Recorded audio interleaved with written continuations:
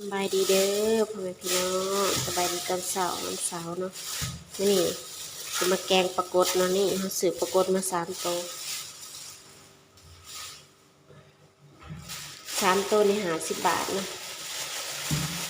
ตัวใหญ่อยู่คิดอยากกินปลาแบบที่อยากกินแกงปลากดแบบบ้านเฮาเนาะแต่ว่ามันบ่มีอันนี้บ่ฮู้ว่าปลากดยังปลากดแม่น้ำหรือปลากดอีหยังก็บ่รู้เขาขายซื้อมานี่เขาก็สิสะเอาขี้มันออกก่อนนะแต่ปรากฏส่วนร้านไม่ค่อยมีขี้ดอกนี่เห็นนะหน่อยนักสิมีส่วนร้านไม่เติมน้ำมันแต่เราก็สะออกแต่ยานั่นนะอันนี้นะเอิดมันเหงี่ยงมันนะคมต้องระวังมือขนาด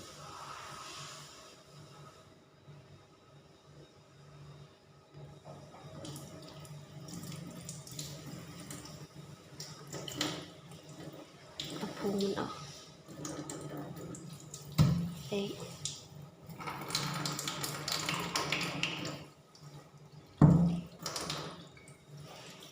มันเหมือนนี่เฮาล้างทำความสะอาดอย่างดีแล้วก็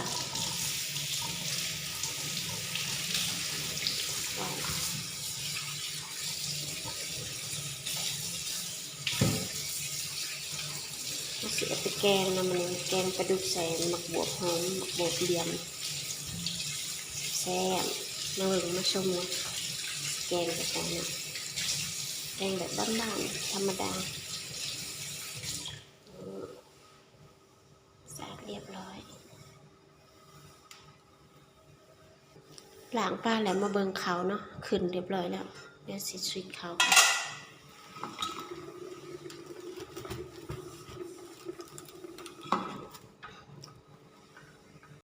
นี่ผักของห้างก็มีแต่หมักบวบกับใบอีตูแล้วก็ต้นหอมเนาะเอาตรงนี้ปอกบวบก่อน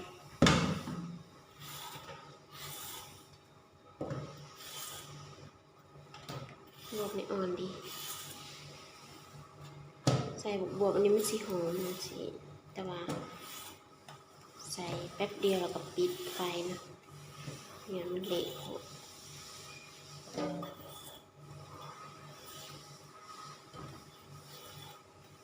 บักบวบอันหอมธรรมดาแบบนั้นบ่มีนะก็เลยเอาหอมบวบเหลี่ยมแทนแต่ว่าก็แซ่บตัวกันมันหอมยังหอมกว่าบักบวบหอมอีกเหลี่ยมนะ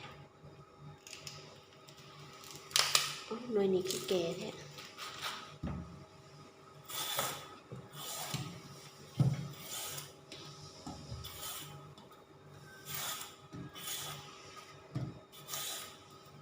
หน่วยนี้แก่แต่ก็บ่เป็นหยังนะเอามาแกงเอาไปพัดกินได้กันได้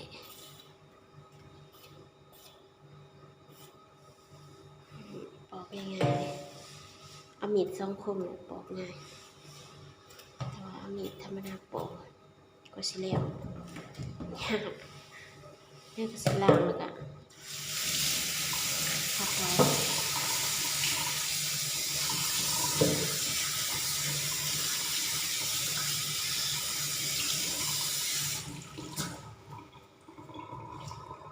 เอามาซอยเขาก็นะเขาสุกแล้วเขาก็ขาวงามขนาดอ่อนนุ่มเขาแบบสั่งมาซื้อในร้านนั้นแถวนี้มันบ่แซ่บแข็งก็เลยสั่งมากะตรงปกอยู่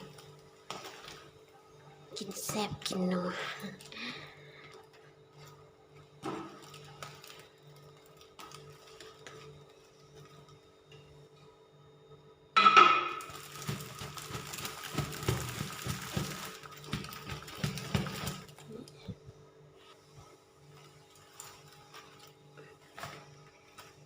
เรียบร้อยใส่เขาไปแกงปลาต่อไปเนี่ย นี่เฮาสิมาซักอันนี้ก็ออกก่อนนะเพราะว่าปัตยานให้เฮา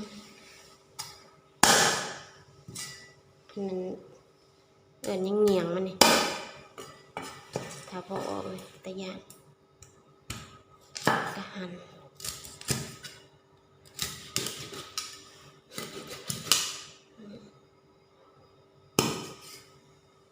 แล้วก็เตรียมไปแกงเบิ่งแม่มันคุ้ม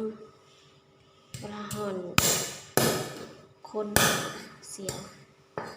เนี่ยมันตำมือนะเจ็บเนี่ยต้องเอาออ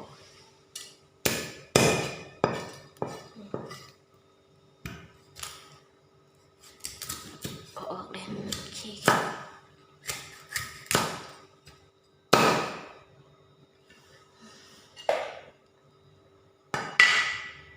ก่อนหน้าสิไปแกงเราก็จะมาตำพริกแกงกันเนาะมีข้าวเบื่อแล้วก็ใส่พริกแห้งกับอันนี้ตะไคร้เนาะหอมแดงตำรวมกัน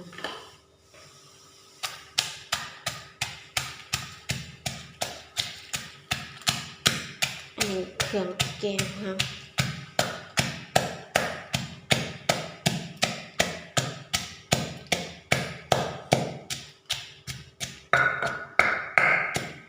ใส่ตะไคร้ทั้งใส่ตอนตำแล้วก็ใส่ตอนแกงหอมดีดับข้าว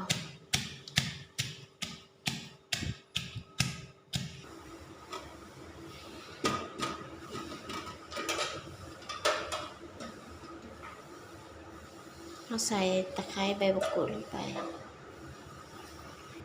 ตามด้วยมะขามเปียกใส่ลงไปเครื่องแกงต้องขาดน้ำปลาแดกบ่ได้นะใส่น้ำปลาแดกลงไปก่อนได้แล้วก็สิปรุงนี่เลยเพราะว่าใส่น้ำนิดเดียวเราสิปรุงก่อนเนาะแกงปลามันจะได้บ่ต้องข้นหลายมันจะได้อันนี้ใส่เป็นลงไปบ่ได้มีการตวงนะใส่ไปโดดแสบบ่แสบคือว่ากันตอนกิน ในเกลือเนาะใส่เกลือเป็นนัวแล้วเกลือน้ำปลาแดกเป็นนัวก็แล้วเนาะแกงไอสตักเอามาพริกแกงที่เราตำเมื่อกี้เนาะใส่ลงไปใส่ไปเลยใส่พริกแกงแล้วรอมันผดแล้วก็เอาปลาลงเนาะอย่าลืมน้ำนัวเนาะน้ำก้นโคกเทลงไปเพิ่มอีกนิดนึงพอดีเลยแบบนี้พอเขาใส่น้ำครั้งแรกใส่นิดนึงเพื่อน้ำก้นโคกก็เลยแบบพอดีแล้วแบบนี้ปิดฟ้ารอมันผดแล้วก็เอาปลาลงเนาะระหว่างรอนะเขาก็ไปเตรียมผักต่ออีกส่วนอันนี้เป็นผักที่เขาเตรียมไว้เนาะต้นหอมเขาล้างเรียบร้อยแล้วหั่นครึ่งบวบหอมที่เขา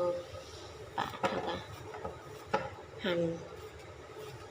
ตามหมักเลยหมักใหญ่หมักหน่อยหั่นไปเลยจ้ะบวบเนี่ยต้องใส่ทีหลังนะเพราะมันสุกไวให้ปลาสุกก่อนแล้วก็เอาใส่บวบแล้วก็ปิดแก๊สได้เลยบวบ2 หน่วยนี่ก็ปักละลายนี่อันนี้ใบไผ่ตู่เนื้องามเลย5 บาทในมัดบักใหญ่ส่วนย่ำฝนเนี่ยมันสิงามแหงเนาะไผ่ตู่พอให้มาหลายใส่เบิดคือเก่า เพราะว่ามักกินผักเนาะเด็ดเด้สิเด็ดสิหูดเอาแต่อ่อนๆนะกำลังดอกๆว่าสิแหละหอมบอกมันบ่ทันแก่นะดอกอ่อนๆถ้าดอกแก่แล้วก็บ่แซ่บหอมดีหอมเตดังขนาดเอาเด็ดไผ่ตูแล้วมาเบิ่งแกงเฮานี้พดแล้วตอนนี้กันน้ำแกงหอมเอาปลาลงเนาะปลาตัวน้ำเดือดๆซิมจะบ่ขาวเอาลงเลยปรากฏของเฮาหน้าตาสีสันเป็นตาแซ่บ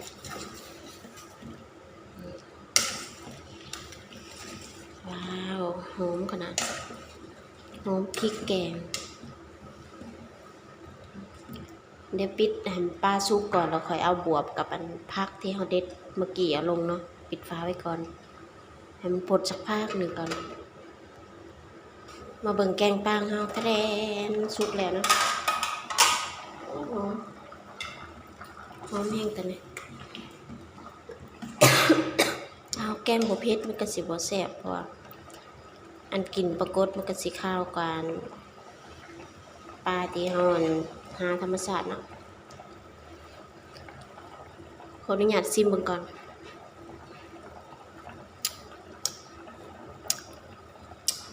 ชมเอาบวบลงมาเลยพอดีแล้วสมๆเค็มๆแน่นอนเวลาใส่บวบลงไปมันก็สิหวานๆหอมๆ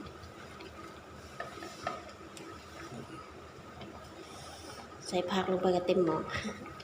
หม้อนิดหน่อยเนาะเต็มอันหยะเลยเดี๋ยวผักกระหยุกเนาะใส่ลายก็เป็นยังมักกินถ้าผู้ใดที่บ่มักกินไผ่ตู่แบบคิ้วๆหน่อยๆก็ต้องใส่ลานเบิดก็ได้นะแต่ค่อยน้ำมักก็เลยใส่ลายได้จักหน่อยเอาไว้มันก็อยู่บ่ดนนะแป๊บเดียวกับเปื่อยเน่าอันไผ่ตู่นะใบแมงลักนะได้ใส่ทีเดียวเบิดเลยเดี๋ยวมันหยุบมันก็หายไปมันบ่ได้เต็มหม้อคือเก่าเห็นบ่